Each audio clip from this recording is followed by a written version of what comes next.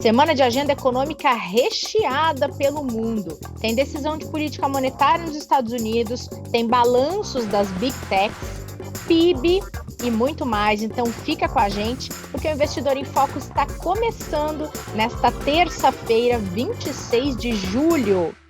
Já temos com a gente Camila Fioravanti, nossa especialista em recomendação e portfólio. Camila, bem-vinda de volta, tudo bem? Obrigada, Rê. Tudo jóia, tudo bem, graças a Deus. Muito bom dia, boa tarde, boa noite a todos os nossos ouvintes.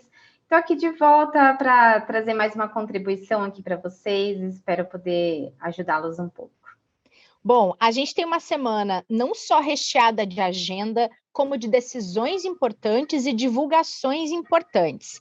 E aí, queria começar falando com você de uma parcela bem relevante da tensão do mercado e da expectativa do mercado, que é referente à reunião do Fed nessa semana, e o mercado espera mais 0,75 ponto percentual de alta nos juros americanos, dentro desse ciclo que o Fed já começou e que indica que vai continuar passando aí dos 2% a taxa anual de juros por lá, né, Camila?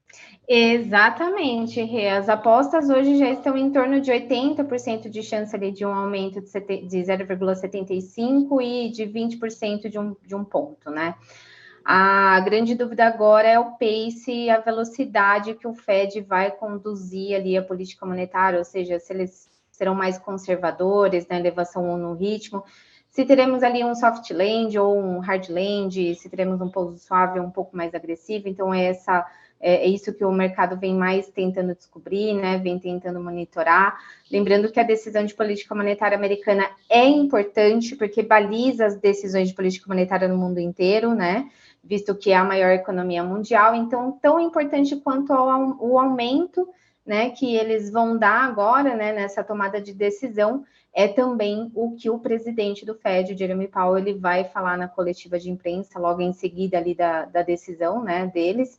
Então, ele vai falar um pouco sobre como foi o processo do colegiado para essa tomada de decisão, quantas variáveis ali que fizeram eles tomarem essa decisão, o que eles estão enxergando para a atividade dos Estados Unidos e para a inflação também, né? Então, como o mercado trabalha sempre se antecipando, Rê, né? Quem sabe ele dá algumas pistas ali sobre os próximos passos do Fed, né? Ao rumo ali da política monetária. Então, de fato, aqui o que o mercado mais vai acompanhar, além de toda a decisão, né? São os próximos passos ali, as pistas, né? Que eles vão deixar referente ao rumo de política monetária lá nos Estados Unidos. Funciona um pouco como aqui, né, Camila? O mercado fica atento não só ao resultado em si, como a sinalização de talvez quanto tempo vai durar aquele ciclo, se vai endurecer ainda mais ou não, né? O que está nas entrelinhas é tão importante quanto o número, né? Com certeza, né? A gente entender assim o prazo, né? Quanto tempo a taxa de juros vai permanecer alta, né? Porque é um indicador também, é um termômetro para a gente conseguir desenhar o rumo da atividade econômica também, né? E quando a gente fala principalmente dos Estados Unidos, que baliza ali os demais bancos centrais também, então a gente consegue ter um bom parâmetro ali, né? Um termômetro de como que pode ser desenhada ali, principalmente agora, né, com o mercado projetando bastante recessão, né, global. Então, é um bom parâmetro ali para o mercado ter uma noção de como que pode ficar o rumo da atividade global. Perfeito. E ainda falando nesse assunto, semana passada a gente comentou com o Caio aqui sobre decisões de política monetária ao redor do mundo. E o Banco Central Europeu foi um dos que iniciou o ciclo de alta de juros e acabou até superando as expectativas que o mercado tinha para essa alta, né, Camila? Exatamente isso, Rê. O que a gente vê ali na Europa é uma inflação bastante resistente, né? Temores de crise energética, perspectivas econômicas bastante sombrias por lá, né? Os preços ao consumidor subiram 8,6% em junho, comparados ali com o mesmo período do ano passado. É um recorde, Rê, para a zona do euro, né? Uma oscilação bem acima da meta anual ali do BCE, né? Do Banco Central Europeu, que é de 2%. Então, nesse sentido, a instituição acabou optando por um aumento de 0,5 ponto, né, um ajuste bem maior do que o esperado ali pelo mercado, na verdade, o dobro, né, do que o mercado estava esperando. A decisão foi unânime diante dessa inflação que, segundo a presidente da instituição, né, a Christine Lagarde, vai permanecer em um patamar indesejável durante algum tempo. Então, de certa forma, a notícia até que foi bem recebida pelo mercado, embora tenha sido uma decisão bastante forte, né, uma elevação de taxa de juros pela primeira vez em 11 anos, juros mais altos do que o mercado previa, tem impacto diretamente na atividade, que é a principal preocupação do mercado, mas a questão é que o Banco Central Europeu estava atrasado em sua política monetária frente aos demais países, né, quando a gente compara ali com principalmente com os grandes países, né? E essa decisão até que acabou sendo vista de forma positiva para o mercado, até mesmo porque é melhor que eles subam taxa de juros agora, né? Enquanto há alguns indícios ainda de atividade crescendo, do que quando de fato a atividade começar a não crescer mais. Agora, o que ficou de dúvida, Rê, são os próximos passos, né, de política monetária ali, de decisão do Banco Central Europeu, não ficaram muito claros. O mercado pode até esperar agora uma nova alta de 0,5 ponto para a próxima reunião, mas a gente sabe que a situação do Banco Central Europeu é muito mais desafiadora quando a gente compara ali aos demais bancos centrais, visto que a gente ainda tem uma guerra acontecendo lá na Ucrânia, né, sem sinais de fim. Então, a gente entende que o desafio do Banco Central Europeu é muito maior, de tentar calibrar essa taxa de juros para não agravar ainda mais a crise econômica, né, em uma região, uma zona que já está bastante enfraquecida pelas dúvidas quanto ao abastecimento de gás e pela crise política na Itália também. Então, todo esse soma de efeitos, né, da recuperação da atividade econômica pós-Covid, as tensões ali nas cadeias de suprimentos, além da crise energética por conta dessa guerra, né, entre Rússia e Ucrânia, acabam aumentando ainda mais a complexidade, né, da decisão de política monetária ali na Europa. Perfeito. Você já trouxe aí um contexto do que eu queria trazer para a gente falar, que é também sobre esse fornecimento de gás russo à União Europeia. É um dos assuntos que tem impactado demais mercados e agravado a situação da inflação, tanto na Europa como até em outros países que negociam, seja com Rússia, seja com Ucrânia. E essa semana o Conselho Extraordinário de Energia da União Europeia vai se reunir para tratar justamente deste ponto, né, Camila, que é o fornecimento do gás russo à União Europeia, dado que vários países tinham aí uma dependência gigante em relação à Rússia a respeito de gás, né? Perfeito, Rê, é isso mesmo. Eu falo até que a guerra na Ucrânia agravou ainda mais, né, a situação de crise energética que a União Europeia já estava tendo, né, e continua afetando ainda mais o mercado energético europeu, visto que a União Europeia importa 90% do gás que consome, né? A gente já trouxe esses números anteriormente aqui, Investidor em Foco, mas vale a pena a gente lembrar, a União Europeia importa 90% do gás que consome, sendo que a Rússia é responsável por cerca de 45% dessas importações, né? Então, enquanto essa guerra perdurar, a gente vai ter, né, uma pressão muito forte ali na energia, com isso se agrava ainda mais a inflação, como você bem colocou ali na pergunta.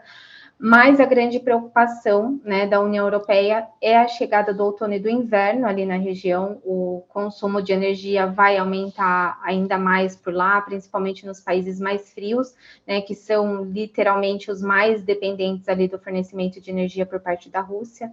A gente viu, assim, um ponto que não está totalmente ligado à energia, mas que vale a pena a gente lembrar, a gente viu ali na semana passada a União Europeia até aliviando, flexibilizando ali alguns pontos. Foi importante também a Rússia ter autorizado a exportação de grãos da Ucrânia pelo Mar Negro, mas ao mesmo tempo a Rússia bombardeando ali o porto de Odessa, que tem bastante commodity agrícola para exportar, né? Então, aqui, esse ponto vale a pena a gente trazer só para a gente contextualizar, Rê, o quanto que a guerra na Ucrânia ainda não tem sinais de fim, né? Aumentam ainda mais as preocupações com a guerra. Então, tudo isso não tem como, né? Ele respinga ali diretamente na energia, visto que ainda teremos ali um desenrolar, né, mais adiante da guerra. Então, visto tudo isso, Os membros ali do Conselho Extraordinário de Energia da União Europeia, eles vão se reunir em Bruxelas. Os ministros vão discutir ali os preparativos da União Europeia para o inverno, principalmente ali no setor de energia, e para aliviar também o plano de emergência que a Comissão Europeia vai apresentar, né, para tentar prevenir alguns eventuais cortes de fornecimento do gás russo ou até mesmo, né, um corte total ali no fornecimento. É bom acompanhar isso, porque além de impactar a questão de quem vive lá, impacta mercado também. Aqui o nosso assunto é mercado e investimento, então é bom ficarmos atentos. E antes da agenda, Camila, que eu sei que está bastante recheada, não dá para a gente deixar de falar nessa semana que tem vários balanços de grandes empresas, das gigantes de tecnologia, né? Porque o resultado dessas big techs sempre impacta mercados, seja positiva ou negativamente, né? E aí queria saber se a gente tem como ter um termômetro do mercado, se as expectativas estão mais positivas ou mais negativas quanto aos balanços dessas big techs, hein?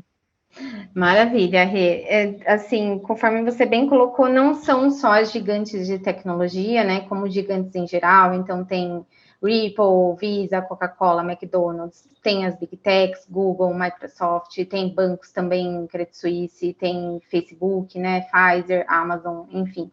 São vários gigantes, né? Tem de consumo, tem de tecnologia, tem de óleo e gás, ou seja, uma semana bastante intensa para o mercado acompanhar. E quando a gente fala que o mercado acompanha os balanços, eles acompanham também traduzindo esses balanços na atividade econômica. Né? Mais importante do que olhar para os resultados é o que vem depois ali dos resultados, né? O que as empresas falam ali na teleconferência, as empresas olhando, né? Olha para o futuro ali do país, então eles tentam, de certa forma, traduzir, adaptar o cenário futuro, né, para dentro das empresas. Então, o mercado está bastante cauteloso, bastante inseguro, né, falando aqui sobre os resultados, está vendo uma disparidade muito grande entre os resultados, né? Isso deixa o mercado, de certa forma, bastante cauteloso, bastante ansioso, visto que essa temporada de balanço está muito diferente das outras, né? O mercado bastante de olho ali nessas disparidades, nessas diferenças de resultado. Um bom exemplo são, de fato, as Big Techs mesmo, né, podendo haver ali mais diferenças ainda nos resultados, porque cada Big Tech tem o seu segmento, né, então cada uma pode ter um resultado de uma forma muito diferente ali da outra. Vale muito a pena a gente acompanhar de perto, Rê, os resultados das empresas dessa semana, não só os resultados, mas a ideia é acompanhar também o que as empresas vão falar, como que elas vão se adaptar diante de todo esse cenário à frente ali da economia global. Um bom exemplo é a Google, né, que falou que eles estão congelando as contratações esse ano, pelo menos até segunda ordem. Então, a Google já começou a se pronunciar. O que o mercado começa a fazer? Começa a ficar mais cauteloso, mais inseguro, porque as próprias empresas, né, já estão preocupadas com a atividade, né, com a economia americana, e não só com a economia americana, como a economia global. Ou seja, as empresas vão ter que se adaptar a uma economia global mais lenta, né, para tentar manter o seu nível de lucratividade. E é aqui que fica o grande X da questão, Rê, o ponto-chave que pode trazer cautela e insegurança para o mercado. Né? Então, não só os resultados, como que as empresas, né, vão falar após ali a divulgação dos balanços. Então, o que a gente tem hoje é um mercado bastante ansioso, né, quanto a essas divulgações, e isso pode trazer ali, pode chacoalhar bastante o mercado, né, dependendo de como esses resultados, né, vierem ali para a gente. Perfeito, Camila. Mais um ponto de atenção para a semana. Não vai dar tempo de dormir essa semana, de tanta coisa que tem para acompanhar, né? Semana muito agitada, Rê. Muito. E assim, né? Não dá para reclamar, porque tem algumas que vêm mais mornas, aí agora já dá uma animada também. Já que a gente está falando de semana agitada, vamos fechar com a agenda. Já falamos aqui de balanços, já falamos dessa reunião da União Europeia, já falamos da reunião do Fed, a taxa de juros norte-americana. O que falta para essa semana agitada na agenda, hein? Maravilha. Na terça-feira, Rê, sai o relatório do FMI, que é o Fundo Monetário Internacional. Então, é um relatório super importante de perspectivas econômica mundial. Importante aqui para a gente ver principalmente a visão do FMI sobre as atividades ao redor do mundo. Na sexta-feira, teremos o índice de preços de gastos com consumo, que é o PCI de junho dos Estados Unidos. É o principal indicador que o Fed acompanha e que baliza ali as decisões, né, de política monetária do Fed. Então, aqui o mercado também acompanha um indicador extremamente importante. E ainda na sexta-feira teremos ali os dados preliminares dos PIBs da França, da Alemanha, Itália e zona do euro, e também o CPI da zona do euro. Aqui, conforme a gente já falou, Rê, muito importante também, visto que a Europa é a região de maior possibilidade de recessão, né? Então, aqui é a região mais sensível quando a gente fala de atividade, de economia e de desaceleração econômica também. Vindo para o Brasil, nessa terça-feira sai o IPCA 15 de julho, né, uma expectativa aqui de inflação já se arrefecendo, visto todos esses controles que a gente tem visto ali na ponta, com as ações do governo federal, né, que eles realizaram, ICMS, combustível e etc.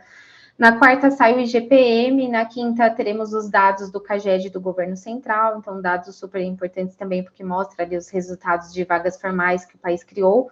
Aqui também é um dado muito importante, é um termômetro ali da atividade econômica para o país. E na sexta, a divulgação do setor público consolidado de junho, importante aqui para a gente saber também os dados de arrecadação e despesas do governo, como está ali, né, a saúde financeira pública. E teremos também a PNAD contínua, que é uma pesquisa de domicílios que mostra muito sobre desenvolvimento socioeconômico, e é importante aqui para a gente entender também como que estão os gastos das famílias.